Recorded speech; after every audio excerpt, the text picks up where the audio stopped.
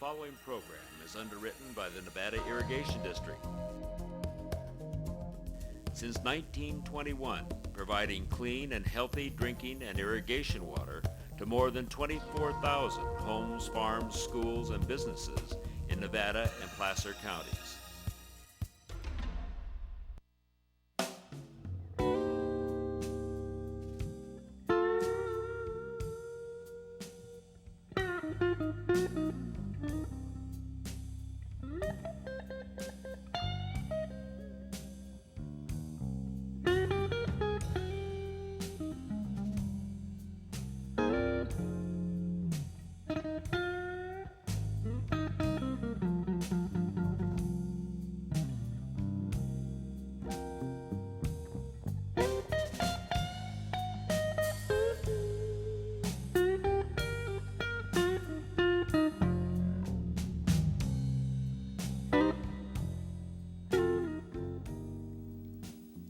Hi, welcome to NCTV Interviews. I'm your host, Lew Sitzer, and today we're going to be learning more about our local culture and environment. We've got a large group, a very interesting group of people who are here to renew and educate about the Maidu culture. So I would like everyone on set to please introduce themselves, starting with Don Ryberg. Please, Don.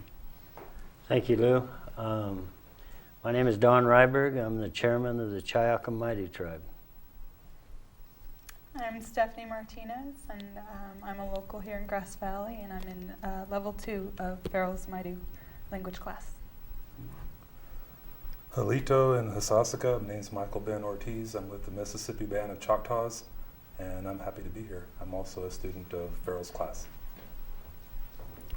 My name is Rachel Water, and I'm local to the San Juan Ridge, and I wanted to pursue learning the Maidu language so that I could talk to the land around me in the language that evolved naturally with that land.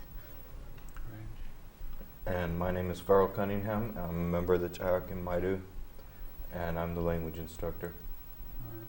Well, welcome to you all. This is a great opportunity for us to learn more about our culture and heritage, because even though I'm not a part of the Maidu tribe or involved, I feel that as a citizen, as someone who lives here, I feel very connected to what you all are about, what you are doing. And so this class that Farrell instituted a short while ago has really caught on. So to begin with, Don, if you wouldn't mind giving us some perspective, some history of the Maidu tribe in the area and your involvement in it.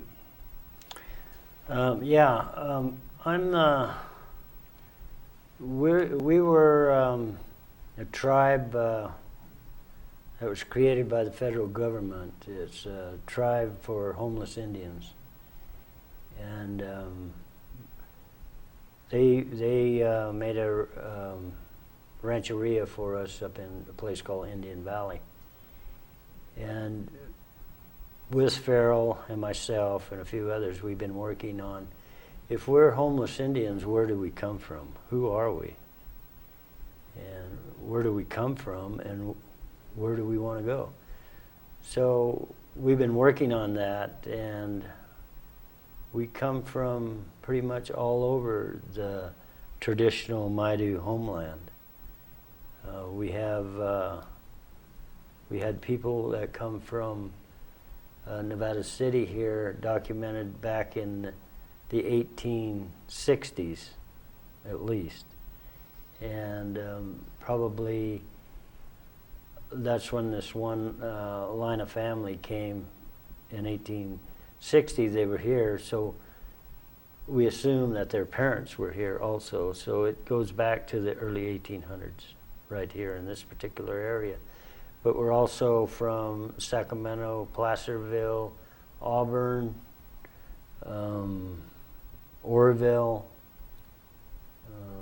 Greenville, Taylorsville, Genesee, Quincy, Susanville. So we come from all over. Right.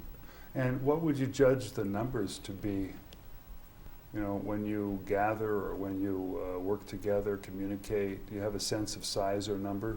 Well, we have 100, I think we have 184 enrolled members in the tribe. But that could easily lead up to 500. Who knows how many, really. So if you take someone like Michael, who originates from the Mississippi area, would he be considered part of your enrollment? No, we don't enroll Choctaws, no. Okay, We're just a Maidu tribe. okay. So you do have distinctions. Right. Okay, Mhm. yeah. So what are, you know, it seems like this recently has come more and more into our community view that, you know, the callback of the salmon, the kind of activities seems to be more and more visible these days. Are you more active than you have been in the past? Oh yeah, we're doing more and more with the community. We're not a federally recognized tribe, and in order for us to get federal recognition, we need community support.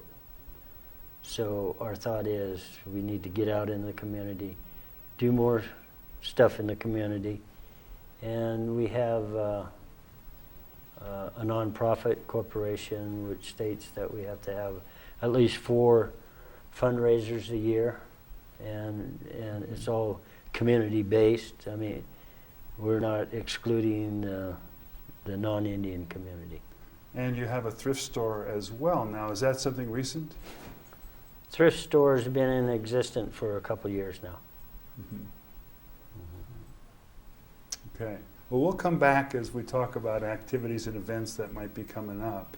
But what originally got my attention was going to Farrell's initial class and seeing the attendance, which was overflowing, really. The room was packed. This was at the community room at the Madeline Helling Library. Tell us, Farrell, how this idea got started and what brought you here? Well, I think the idea has been building for a number of years now. And we talked about it, we being members of my community up in Plumas County. And so we were having classes there, also in Lassen County with Susanville Rancheria, and different classes, and more and more talking to the elders who speak Maidu language. We were finding, I guess we got to a point where we figured the language is not going to survive. You know, it's basically me and one of the most fluent speakers I know of in Indian Valley. We sat down, we were riding in a car actually one day, and I asked her, I said, "You think the language is going to survive?" She said, "No, I think it's too late." And at that point I thought, yeah, I think so too, because we can't find good students, you know, that'll make a commitment, that'll come time after time, who will study. And then we did have a few good students, but they're just here and there, you know, off and on, off and on. So I came down here to the Calling Back the Salmon ceremony, and it made me think there's a lot we can do here with this community. Here, my relatives down here and different people, that there's a lot of hope down here, maybe more than up in Plumas County, in terms of the potential to reach students and get people involved and see the commitment that the community had made to Calling Back the Salmon. Maybe we can do something like that with the language. So me and Don Coyote, we were sitting around one night and we just sort of started talking about it, and here a month later we started this. So this has been about, when did you do your first class? Well, there was the one at the library, and that was it in late November? Yeah, towards the end of the year. Right. Yeah, sometime, I think it was in late November. Mm-hmm. Then we did first classes went through December. Now we're in second month. And we'll talk a little bit about what goes on in the class, but right now you have classes 4 nights a week. Is that correct? Mm-hmm. And it's you have them at the classroom here at NCTV. How would you describe the size and activity? How long are the classes? That sort of thing. We have 2 groups moving right now. We have first month students and second month students, and so we got maybe around. We started first month with maybe a little over 30 students, and now we have around 20 that have moved into second month, a little over 20. Those are people who made a commitment and are sticking with it, some of whom you see here. And then we have another maybe 20 to 25 starting first new students. And so those are Monday and Wednesday for the new students, Tuesday and Thursday for the continuing students, and it's 2 hours from 6 to 8 evenings. And I think one of the things that came up in talking is that you will be looking for a real place for the language class and maybe a center for activities to happen. Is this one of the goals that you hope to achieve? Yeah, this is a long-term goal, not just for the language program, but for the tribe, I think, in general, is that we need to have a space where we can have community gatherings and activities, and when we need to have, say, winter gathering or fall gathering or something, we have that place, and then we can have classes there. Also, NCTV's been generous letting us use this classroom, but 4 nights a week, maybe it could start to tax any organization, you know, that we're going to be using it 4 nights a week. Next month we want to do 6 nights a week, so, you know, we kind of need our own space. In addition to that, it would be nice to have a room where we can keep our materials on hand. You know, we use one tape in particular of an elder speaking in Maidu so people can hear other than me, and I lost that tape for about 2 weeks. And so we didn't use it in class, but it would be nice if we could just keep that tape in the classroom, because I leave the classroom, I put it in my pocket, I go and, yeah. So. Right, so you need some stability and a center. Yeah. So let's talk, since you have the students here, first I'd like to hear from them as to what got them involved in the class, and then maybe you could do a little bit of language conversation and instruction so people get a sense of the sound of it. Absolutely. So Stefanie, please, what got you involved and what's your motivation? Well, I first heard about this class on the radio, the local radio station, KVMR, and my mom, and my sister all got really excited about it because we're Native American. It's part of our heritage, and the Maidu in specific. So we were just really excited to see that this was going on here in our own community, and we thought it would be a great opportunity to come and take advantage of that. And so for me, it's just a really neat experience to kind of get more involved into my own culture, my own heritage, and so it's been really good experience for me so far. So as you experience the language, what sort of emotions are you feeling? Is this kind of a cultural bonding of some kind? I would say so. Yeah, I feel like it's helping me to connect more with just my own heritage, my ancestors. This is, you know, a part of their culture, and I feel like I'm learning a lot about that just through learning the language, and it's such a beautiful language. It would be a shame not to keep it going. I think it's very important. It's part of, I think as a Maidu Indian myself, I think it's part of my responsibility to keep that alive. Great. So Michael, you and I have gone back a number of years. It's great seeing you again. Thank you, Lewis. Really good to be here. And yeah, what's your thoughts about involvement in the class? Oh gosh, I don't know where to start on that. Maybe I would go back to when I first realized that this is the community where I'm supposed to live and work. Uh-huh. It was like you're in a dark room and someone flips the light switch on and I just got a flash of place, something like that.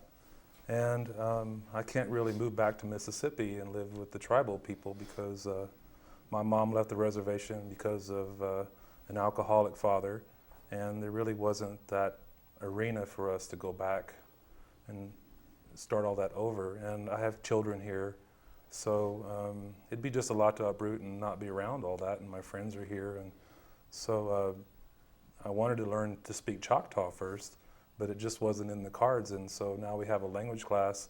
I can pick up the indigenous language, and it's also the language of here. And for myself, being an Indian person is not so much bragging about your world travels, it's about having a sense of place and having the local language as part of my expression of myself, my identity. That is a real plus to be able to learn the native language from here. So it's my language too now. Right. I think that's important what you said, and it relates to really what Rachel was saying earlier about a sense of place, and that is relating to our natural environment in a way that has grown with the history of the cultures that have been here. So on that, Rachel, would you expand a little bit about what you mean? Okay.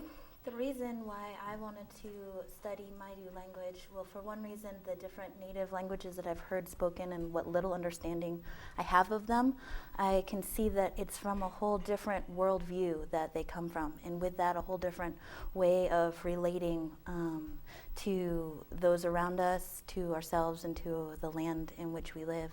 And I feel like English is really starving for more depth. And as a way of honoring the first people here, I'm not of those first people. I'm a European descendant. And I feel like so much has gone on that doesn't honor those people. And so I wonder all the time, what can I do for my life to honor those that have come before and those that maybe haven't been treated so well by the onslaught of other people. It seemed like learning the language, learning how to speak in a way that was balanced with the land and balanced with the people would maybe fulfill that somewhat. Really, that's beautiful said, and particularly now with a new president who brings another sense of culture to, you know, multicultural sense to our country, we'll have a greater sensitivity to everyone who participates in it. And on that sense, Farrell, if you would give us an introduction to the language so that people can get a sense of what it sounds like, and also how you conduct classes. Maybe we can do a little small mini class here. All right.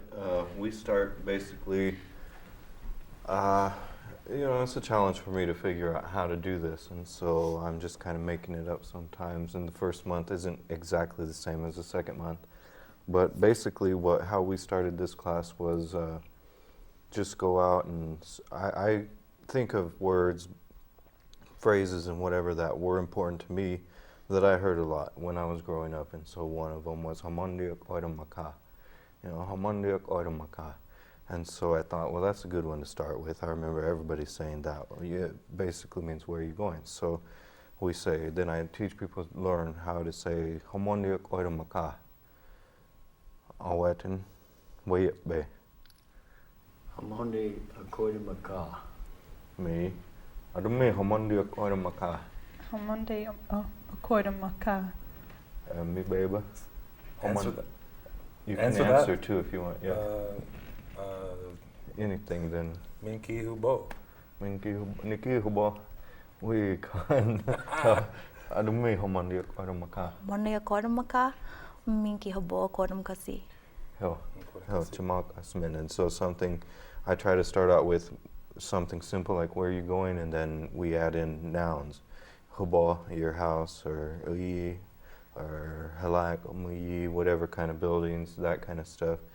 And we also work then with the sounds, because it's important we try to always focus on pronunciation so that the language transfers, you know, from me to my students in a good way that's consistent with how it would have been spoken in the ancient days, I guess, or at least in my lifetime. And so maybe we start with some consonants, and Maidu has some unique consonants. And so we do an exercise and we say, okay, we're going to use the consonants, if I can remember them all. We use a piece of paper we can look at, so we don't, you know, but we have imploded B, for example, where you actually bring air into your mouth when you make the sound, and imploded D. So we want to make sure we work on that. We also have what are called glottalized consonants, P and T and T and K. And so then we work on that. So we take the consonant A, or actually let's work with the vowel that's in Maidu, not in English, is unto itself, So we want to do that, and so I stand up in front of the class and I say, B, B, B, B, D, D, P, T, T,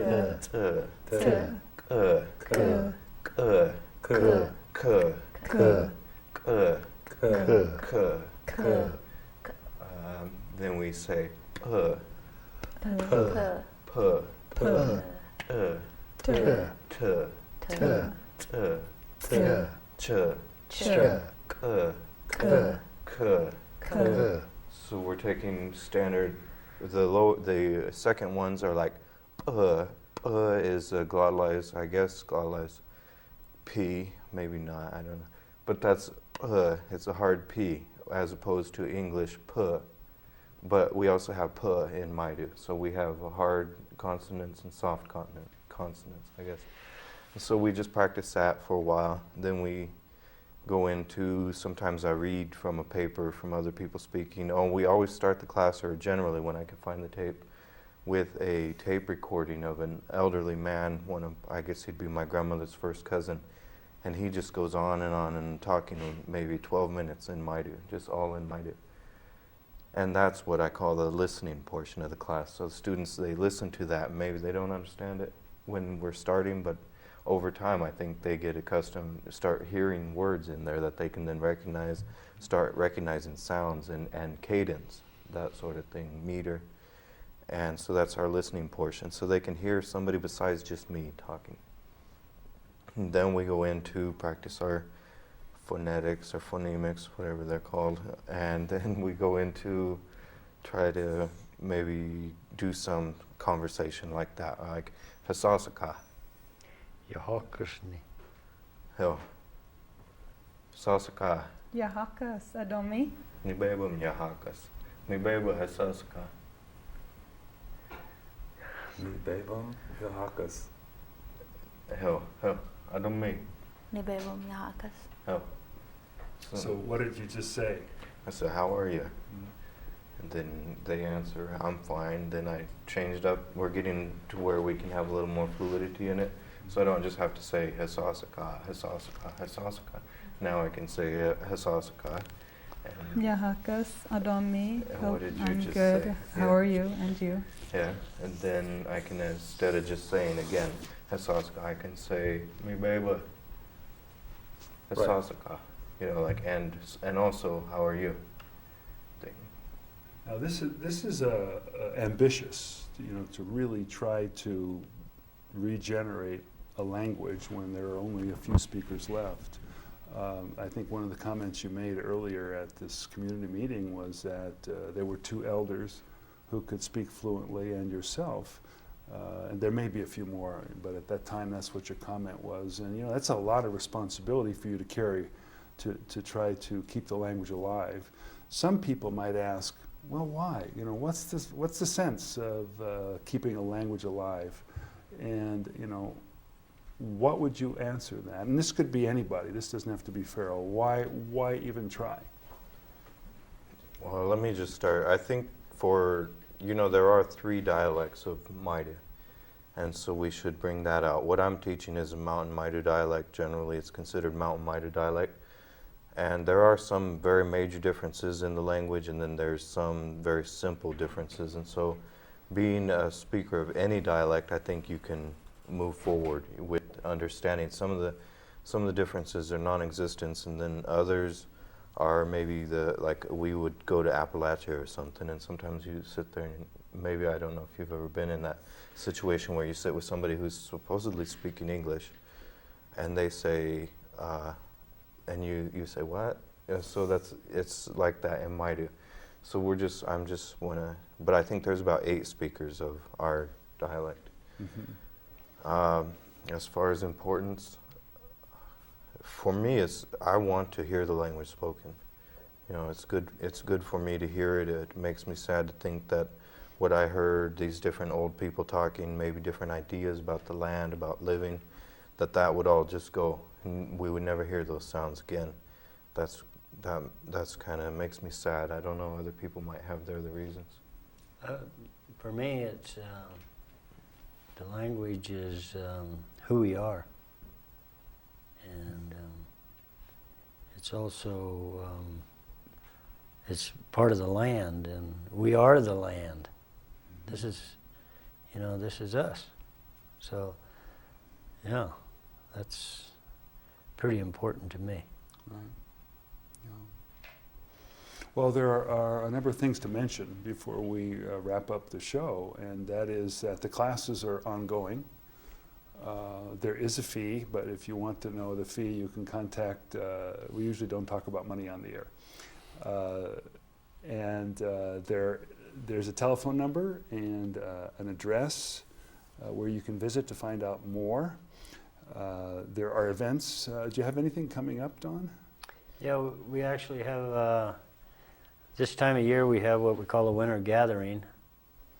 And it's community supporters that come, and we have raffles and just have a good time, eat. And is this an open gathering? Yes, yeah, it's open to the public. Okay. And I think that's a good thing to know too, so people are, who are interested, who may not, who have a curiosity and who want to find out more can feel welcome. So it's good to know that the doors are open. Yeah, everybody's welcome. This is community. It's great. And the classes, there's no end in sight. You're going to be continuing with classes if their interest is there? Mm-hmm. We're thinking to make this at least a year-long experiment. And I'm thinking after a year that we should, these students stick with it. We should be hearing Maidu spoken. That's our goal, is to hear Maidu spoken throughout this area, throughout Maidu homeland. Anywhere you go to a store, you're walking down the street, wherever, this sound will be heard. And I'm thinking we'll get there. I'm already hearing it more and more. So I'm really glad for all my students and all the community support we've had. Well, it is both a gift and a responsibility that you have, and it's really a tremendous asset to our community that you're here conducting the classes and sharing what you know. I know you've taken a long time to learn the language and to be in a position. I know you have a particular interest in languages as well. So I hope that the viewers can take advantage of the opportunity. I want to thank everyone for being here and wish you the best with the classes that you're now involved in. I will do my best to learn some of it so we can say hi on the streets. And I want to encourage everyone to continue to watch NCTV. Thanks to Marilyn, Gail, Michael, Mike, and Bill, our crew. Find out about more how you can be a member of NCTV, and be sure to continue to watch us. Thanks a lot.